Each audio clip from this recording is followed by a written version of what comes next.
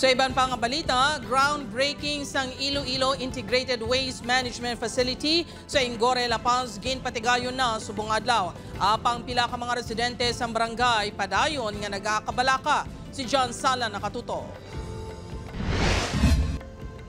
Nagasuprera sang Sinosity si Nanay Diday. Bangon sininabudlayan siya kung kaisa maginhawa.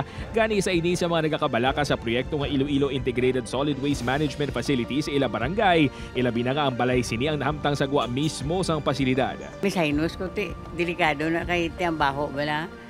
Galing kay kung nila man gusto yun, wala tamay mo. Si Manang G naman ang may mga kabataan nga sensitibo man sa polusyon.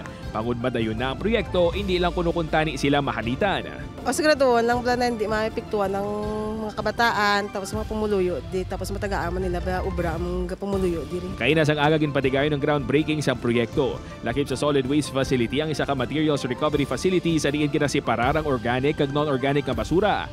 May anaerobic digestion biogas plant man nga nagagamit sang organic waste para makaproduser sang 3.5 megawatts nga renewable power.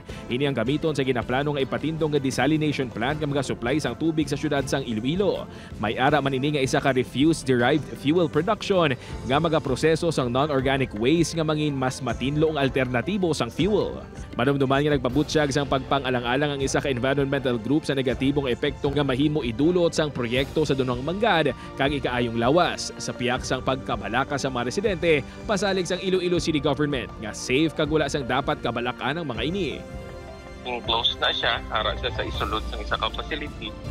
Nga hindi siya magwa, hindi siya magbaho, it will not be exposed sa aton environment.